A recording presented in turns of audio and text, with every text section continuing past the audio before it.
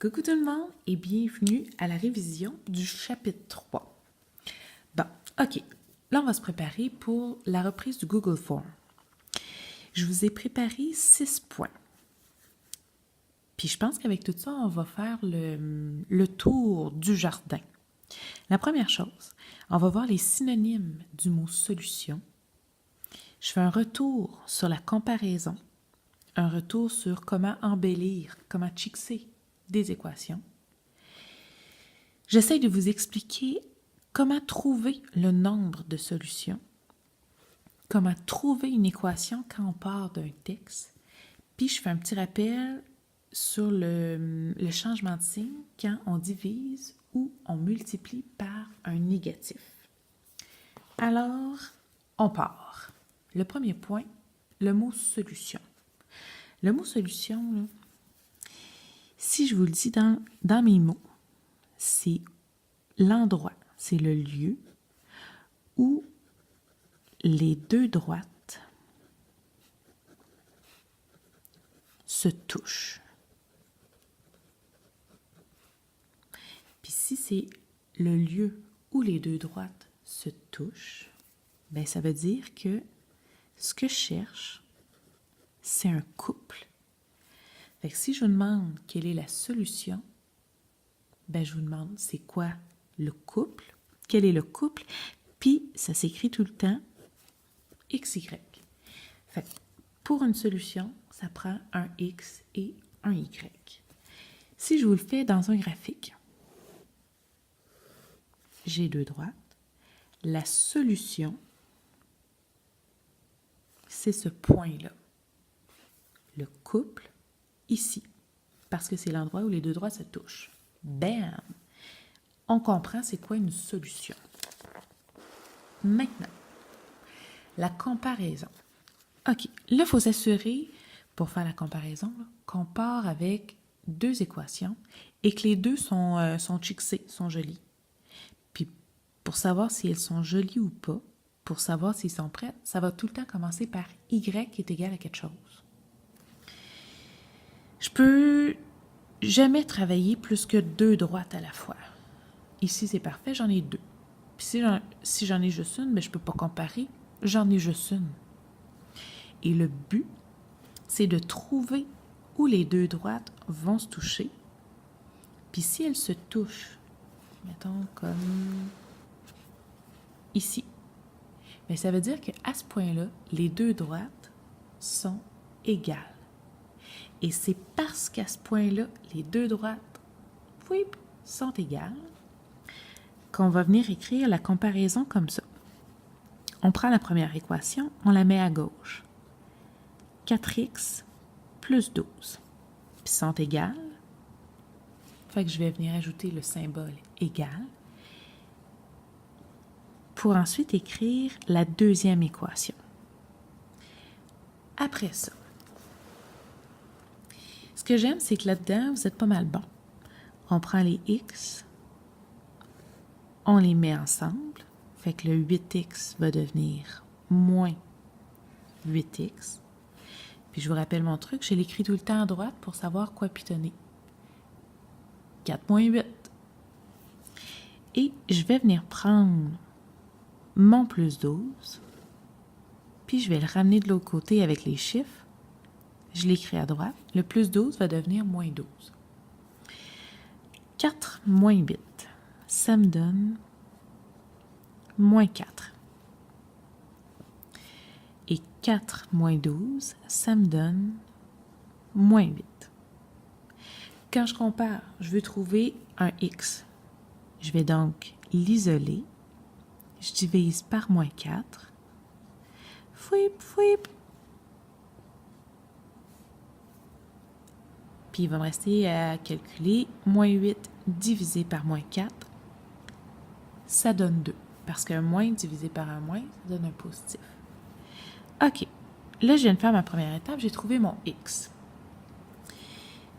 Il va me rester à trouver mon y parce que je vous rappelle, la solution, c'est un couple, c'est xy. Fait que si j'ai trouvé ça, c'est parfait. Il me reste à trouver la deuxième partie.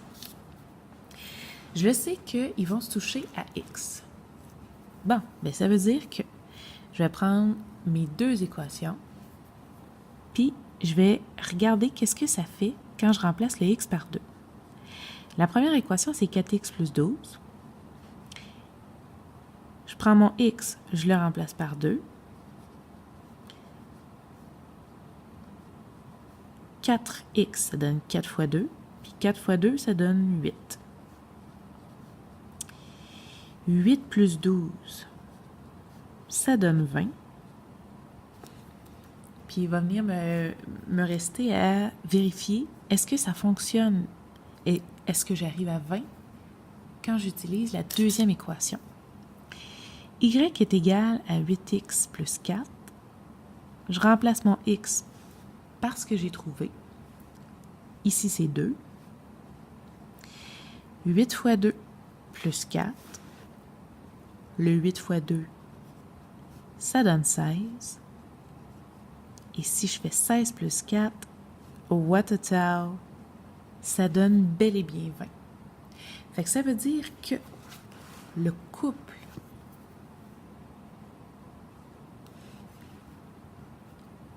de 20, c'est la solution pour le système d'équation ici. Fait que ça, c'est ma solution. C'est mon couple. On tourne la page. Bon, maintenant, embellir les équations, aka also known as, fixer des équations. Le but, c'est d'arriver à y est égal à quelque chose. Mais c'est bien important que le y soit tout seul. Puis une fois qu'on va avoir ça, on va pouvoir faire la comparaison. Le comment. On garde le y à gauche, on déplace tout le reste à droite et on vient isoler le y. Bon. On garde le y à gauche et on déplace le reste à droite. Ça veut dire que le 10x, je l'envoie à droite, plus 10x va devenir moins 10x. Et le plus 8 va devenir moins 8. Puis j'ai mis mes chiffres ensemble, puis mon x un peu plus loin, parce que c'est tout le temps les x ensemble, les chiffres ensemble. À gauche, je vais avoir gardé mon y, puis je vais en avoir moins 2. À droite, je vais avoir moins 12, moins 8, ce qui donne moins 20. J'ajoute moins 10x. Par la suite, il me reste à isoler le y. Ici, j'en ai moins 2. Ça gosse, on en veut juste un. Fait que je vais venir diviser tout le monde par moins 2. Puis en divisant, de ce côté-là, ça s'annule. Moins 20 divisé par moins 2, ça donne 10. Parce qu'un moins divisé par un moins, ça donne un plus. Moins 10 divisé par moins 2, ça donne 5. Puis là, si jamais il y en a qui me disent « Ouais, mais moi, Claudine, j'aimerais ça que mes x soient en premier et que mon plus 10 soit après, j'ai pas de trouble. » Dans les deux cas, c'est des synonymes. Puis, je vous ai mis un petit « attention ». Sincèrement, là, les erreurs de calcul, ça arrive souvent quand on a des moins ou qu'on fait des petites... qu'on déplace les choses à gauche ou à droite. Faites attention à ça, puis gênez-vous pas pour prendre votre pitonneuse. Maintenant, le nombre de solutions. Quand j'ai une question qui dit combien y a-t-il de solutions ou quel est le nombre de solutions, bien, on a tout le temps 3 choix. 0, 1 ou à l'infini. Si on a 0 solution, ça veut dire que les droites ne se toucheront jamais. Ça s'appelle des parallèles distincts, puis ça se touche jamais parce que ça a le même A, mais ça part à une valeur initiale différente, fait que ça n'a pas le même B. Si j'ai une solution, dans ce cas-ci, la solution c'est ici, c'est le couple où les deux droites se touchent. Ça s'appelle des droites sécantes. On n'a pas le même A. Puis à partir du moment où on n'a pas le même A, fouip, c'est des droites sécantes. Fouip, on a une solution. Le B, quant à lui, il peut ou non être le même. Fait qu'en fait, là, ça se peut que le B, ça soit pareil, ça se peut que ce soit pas pareil, mais on s'en fout parce qu'à partir du moment où il n'y a pas le même A, bam, c'est une droite séquente. En ce qui concerne l'infinité de solutions, ça, c'est qu'on a deux droites, une par-dessus l'autre. C'est ce qu'on appelle les parallèles confondus. Puis dans ce cas-ci, c'est le même A et le même B. On tourne la page. Maintenant, trouver l'équation quand on part d'un texte.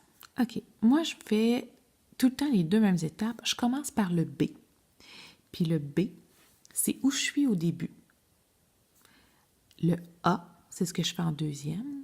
Et le petit indice, c'est que ça vient souvent avec 2 unités. Puis quand je parle de 2 unités, ben je veux dire des mètres par seconde, des kilomètres par heure. Ça, c'est ce que j'appelle 2 unités. Et ça, c'est un indice que ça va être votre A. Après ça, dans les détails que je veux vous donner, quand j'ai 2 unités, la première, c'est toujours Y. La deuxième, c'est toujours X. Fait que ce que j'aime, c'est que quand on a cet indice-là, on le sait que si je prends celui-là, les kilomètres, c'est mes Y. Je le sais aussi que mes heures, ça va être mon X. Ça veut dire que si j'arrive avec une question qui commence par « à quel moment », j'ai le choix entre kilomètres et heure. Un moment, ça va être avec le X parce que c'est les heures. Mais si ma question était « quelle distance », bien, grâce au petit kilomètre, je sais que ce que je cherche, c'est le Y. Des fois, j'ai besoin de trouver le X et le Y, mais selon ma question, parfois, c'est juste un des deux. Fait que si c'est distance, ici, ce serait Y. Si c'est le moment, whip, ce serait le X que je chercherais. Je vous ai dit que là, je commençais tout le temps par trouver le B. Je vous ai fait 2 exemples qui ressemblent grandement à ce qu'on a fait dans le Google Form. Ça dit, l'avion A, il est à 1200 mètres au départ. Ben, c'est au départ. Fait que je sais que ça va se terminer par ma valeur initiale qui est 1200. Ensuite, ça dit que j'ai des mètres par seconde. C'est mes 2 unités qui m'indiquent que ça va être mon A. Mon A est toujours relié avec le X. Puis dans les autres détails, ça dit que je perds 2,88 mètres par seconde. Fait que vu que je perds, fouip, mon A est négatif. Dans le prochain exemple, l'avion B, lui, initialement, c'est un synonyme du mot au départ. Ben, il est à 300 mètres. Ça me dit que je vais terminer avec un plus 300. Dans mes indices, ça me dit que j'ai des mètres secondes. Fait que ça va être mon A. Puis, je gagne 3,12 mètres par seconde. Bien, je sais que mon A va être positif. Fouip, fouip, bam! J'ai mes 2 équations. grâce, je trouve le B, je trouve le A, puis le A vient souvent avec 2 unités. Pour terminer, le changement de signe. Bon, là, ça c'est quelque chose que vous aimez pas tant, là, mais le changement de signe, c'est une loi. Fait que t'as pas le choix. Ça dit que si tu divises ou que tu multiplies par un négatif, tu dois changer le signe. Je vous ai fait 2 exemples. Le premier, ici, je veux isoler mon x.